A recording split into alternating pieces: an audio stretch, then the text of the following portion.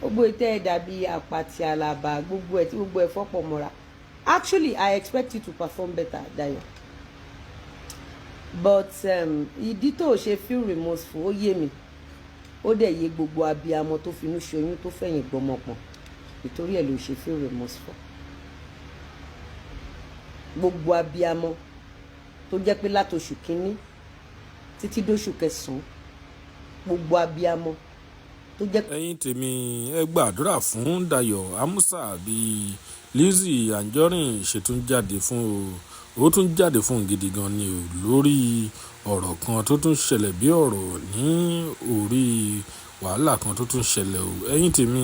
ẹ jẹ́ ká gbọ́ nǹkan tí Lizzy Anjorin ní láti sọ nípa Dayọ̀ Amusa. pé látoṣù kẹta ni wọ́n ti lè sùn tí wọ́n ti lè wo títí dóṣù kẹsàn-án gbogbo abiyamọ tó ń retí píríọ̀dù wọn oṣù kínní ìkejì ìkẹta tí píríọ̀dù wá dórí oṣù kẹsàn-án wọ́n mọ gráfítì ìwà tó ìwọ ò lè mọ̀ ò lè mọ̀ so it's better ká máa lọ sí side yẹn kí n face ẹ squarely ìgbésí ayé ẹ òun wá parallel lọ sọ́dọ̀ Lizzy tí ò rí existence ẹ àbúrò pé mo rí ẹ tó ẹ pé mo rí ẹ nbà wá máa tó ṣèdì sí ẹ nbà wá máa búlì ẹ tó ẹ pé mo rí ẹ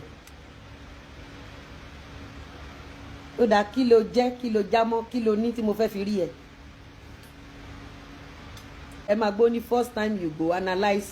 without heavy cost fear of Dayo.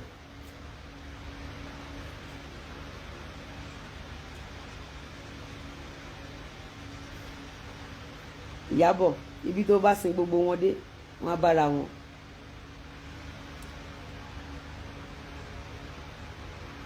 Dayo ó ń pẹ̀pẹ̀ ni kò gbójú jáde Dayo dẹ̀ ń ṣàlàyé ara ẹ̀ lọ ni tí n bá passive ibi tó ti parọ́ èpè máa wọlé torí àwọn òun ṣe pé àdàbí làwa máa ń ṣe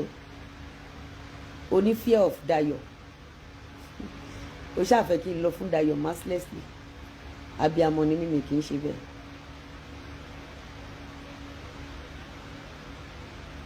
at least òun gbójú pamọ́ Dayo gbójú jáde bí Ìyábọ̀ Òjó mi ò ń ṣe wèrè bíi ti yín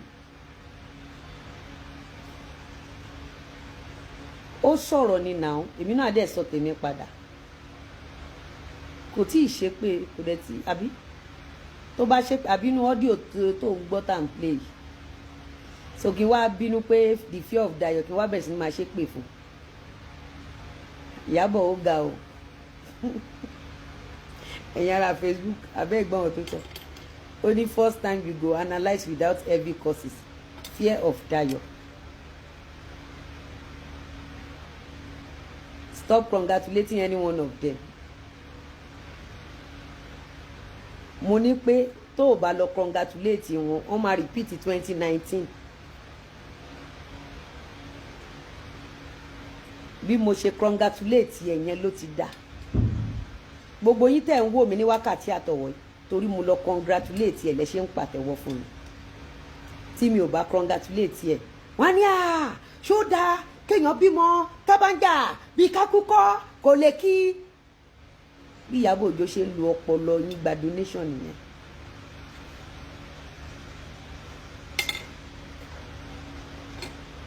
bí Ìyábọ̀ Alice Òjó bó ṣe ń lo ọpọlọ as a matter of fact